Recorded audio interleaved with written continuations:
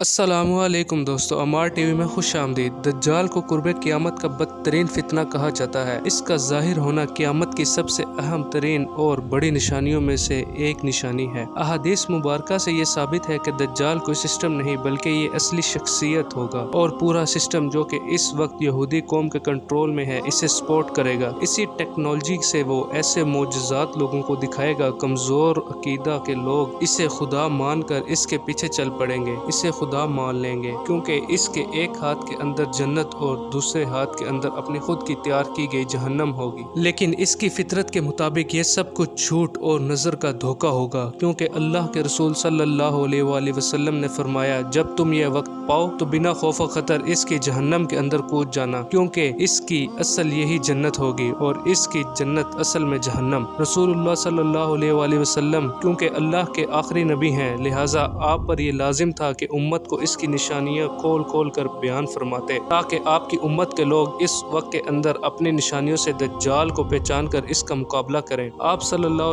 अलैहि वसल्लम ने बिल्कुल ऐसा ही किया। मगर दोस्तों, मामला इतना भी सादा नहीं है, क्योंकि इन निशानियों से दज्जाल को पहचानना इतना आसान होता तो अल्लाह के रसूल सल्लल्लाहु अलैहि वसल्लम हमें बार बार इस फितना से डराते और खबरदार भला क्यों करते। दज्जाल की हर एक निशानी, मसलन इसकी बाईं आंख का काना होना, बाल घुंघराले, गंदुमी रंगत, माथे पर काफिर लिखा होना और यहूदी नस्ल से होना। सवाल ये है कि क्या दज्जाल इस वक्त भी दुनिया के अंदर मौजूद है? अगर हाँ तो कहाँ? ये सबसे अहम सवाल है, क्योंकि अल्लाह के रसूल सल्लल्लाहु अलैहि वसल्लम ने इसकी कैद की जगह तक की निशानदही कर दी थी कि वो इस वक्त कहाँ मौजूद है और किस वक्त में वो जाहिर होगा। अगर आज उन्हीं निशानियों को सामने रखकर इस जजीरे की लोकेशन निकालने की कोशिश करें तो जो हकाइक हमारे सामने आते हैं आपको शौक कर देंगे। मगर ये सब समझने से पहले कि दज्जाल इस वक्त इस टाइम के अंदर कहाँ पर मौजूद है, हमें एक सहाबी जिनका नाम था हजरत तमीम दारी, इनके समुद्री सफर के दज्जाल से इनकी मुलाकात का एक वाकया जानना इंतहाई जरूरी है। इसे रसूलुल्लाह सल्लल्लाहु अलैहि वसल्लम ने कंफर्म किया कि जिस शख्स से तुम मिले थे वो दज्जाल ही था। ये सही मुस्लिम की एक तवील हदीस है जिसका मफहूम है कि रसूलुल्लाह सल्लल्लाहु अलैहि वसल्लम के एक सहाबी हजरत तमीम दारी ने, जो कि पहले क्रिश्चियन थे, जब रसूलुल्लाह सल्लल्लाहु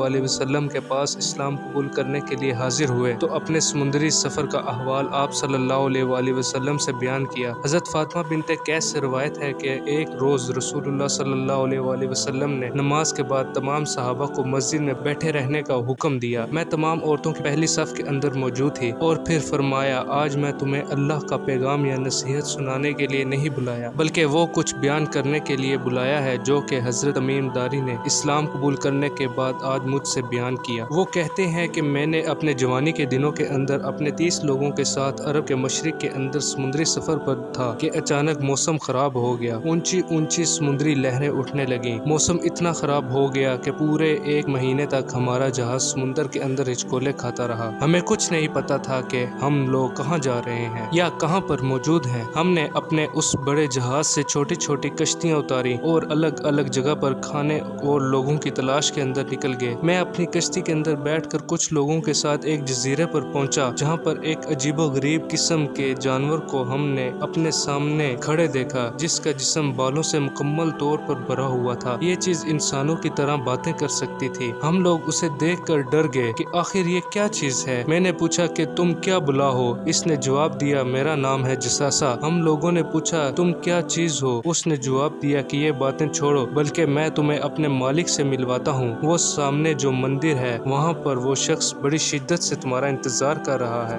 अब इस वाक़े के अंदर मंदिर यानी बुत खाना के लफ्ज़ को अपने जहन में रखना है। तमीम दारी कहते हैं कि हम उसके पीछे चले और उस मंदिर के अंदर बहुत बड़ी जिसामत के शख्स को हमने जंजीरों के अंदर बंधा हुआ देखा। इससे बड़ी जिसामत का शख्स हमने आज तक नहीं देखा था। इसके हाथ इसकी गर्दन से बंधे हुए थे और उस शख्स ने आते ही हमसे कुछ सवाल किए। पहला सवाल यह था कि मुझे बिसान की खजूरों के बारे में बताओ कि वहाँ पर दरख्तों पर अभी भी फल आते हैं। हमने कहा, हाँ बिल्कुल आते हैं। वो कहने लगे, वहाँ पर बहुत जल्द कोई फल नहीं होगा। फिर कहने लगा, मुझे तिब्रिया की झील के बारे में बताओ, क्या उसमें अभी भी पानी बाकी है? हमने कहा, हाँ बहुत ज्यादा पानी है। उसने कहा, बहुत जल्द ये भी खुश्क होने वाला है। तीसरा सवाल इसने ये किया कि मुझे जोहर के चश्मे के बारे में बताओ और उसके बाद गोलन की पहाड़ियों के बारे में पूछने लगा और आखिर में कहने लगा कि मुझे उस उम्मी पैगंबर के बारे में बताओ कि उसने अब तक क्या किया। हमने जवाब दिया, वो मक्का से निकलकर मदीना के अंदर आबाद हो चुके हैं। वो ये सुनकर काफी हैरान हुआ, क्या वाकई ऐसा हो चुका है?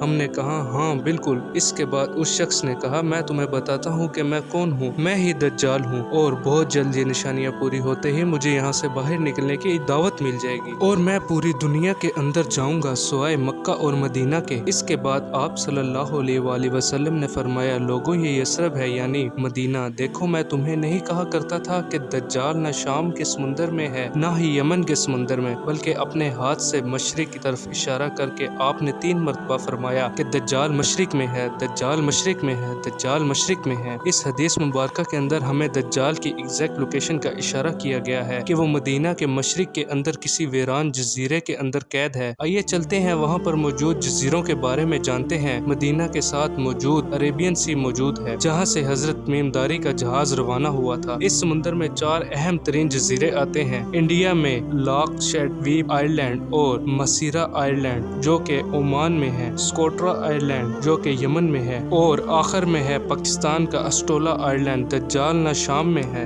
न यमन में, लिहाजा इन 4 में से 2 जजीरे बाकी हैं, इंडिया का लॉक्सेट द्वीप और पाकिस्तान का अस्टोला आइलैंड। तो अब ये डिसाइड कैसे होगा कि इनमें से वो कौन सा आइलैंड था? रसूलुल्लाह सल्लल्लाहु अलैहि वसल्लम जिस तरफ इशारा किया था उसकी अगर सीधी लाइन खींचें तो ये पाकिस्तान का अस्टोला आइलैंड ही बनता है, क्योंकि इंडिया के आइलैंड पर ऐसा कोई मंदिर नहीं पाया जाता। पाकिस्तान के अस्टोला के आइलैंड पर ये आज भी मौजूद है, जहाँ पर मशहूर काली माता का मंदिर मौजूद है जो कि इंतहाई खौफनाक और खतरनाक देवी हिंदू अकीदे के अंदर माना जाता है। इसके जिस्म पर भी वही बाल मौजूद हैं जैसा कि जसासा का था। बेसान अपनी खजूरों के बागात के लिए बहुत ही मशहूर था। इस वक्त भी बेसान का कुछ इलाका उर्दन के पास है, लेकिन इस तमाम इलाके के अंदर मौजूद खजूरों के बागात बिल्कुल खत्म हो चुके हैं, जैसा कि दज्जाल ने बयान किया था। दूसरा सवाल था, बहरे तिब्रिया क्या है? इसका पानी खुश्क हो चुका है। ये झील इस वक्त इसराइल में मौजूद है जिस पर यहूदियों का कब्जा है। ये यहूदियों के लिए मीठे पानी का बहुत बड़ा सोर्स है जो कि उर्दन की गोलान पहाड़ियों में से सबसे बड़े पहाड़ जबलुल शेख से आता है और अब ये आहिस्ता आहिस्ता बिल्कुल खुशक होने के करीब है, जैसा कि दज्जाल ने बयान किया था। इसके बाद अगला सवाल था कि गोलान की पहाड़ियों के बारे में जिन्हें 1967 की जंग के अंदर इसराइल ने शाम से छीन लिया था, और इस पहाड़ी इलाके की सबसे ऊंची चोटी है जबलुल शेख, जहाँ से एक तरफ बैतुल मक़दस और दूसरी तरफ इसके नीचे से दमिश्क नजर आता है। दज्जाल का ज़हूर तीसरी आलमी जंग के बाद होगा, जब इमाम महदी अलैहिस्सलाम जंगे हरमा जदून के अंदर मुसलमानों की क़ियादत करेंगे। इसके बाद दज्जाल का ज़हूर होगा जिसे कत्ल करने के लिए ईसा अलैहिस्सलाम तशरीफ लाएंगे। हक़ व बातिल की इस जंग का जिक्र हदीस मुबारक में भी मौजूद है। इसराइल ने गोलन हाइट्स पर कब्जा करके इस जंग की तैयारी शुरू कर दी है। अब आपको समझ जाना चाहिए क्यों आलम कुफर इस वक्त तक मुसलमानों के खिलाफ यूनाइटेड नेशन का ब्लॉक बनाकर इस जंग की तैयारी मुकम्मल कर चुका है। लेकिन सबसे अहम सवाल ये है कि हमने इस वक्त की तैयारी कर ली है? अगर ये सब निशानियां देखकर अब भी हमारी आंखें नहीं खुलती तो आखिर कब खुलेंगी? अल्लाह ताला हमें समझने की और नेक अमल करने की तौफीक अता फरमाए, आमीन। मुझे उम्मीद है इस वीडियो से आपको बहुत कुछ नया जानने को मिला होगा और उम्मीद करता हूँ आपको वीडियो पसंद आई होगी। अगर ये वीडियो आपको अच्छा लगा तो लाइक कीजिएगा। अब आपसे मिलूंगा ऐसी नई इंटरेस्टिंग वीडियोस के अंदर। तब तक के लिए अपना बहुत ख्याल रखिएगा। अल्लाह हाफिज।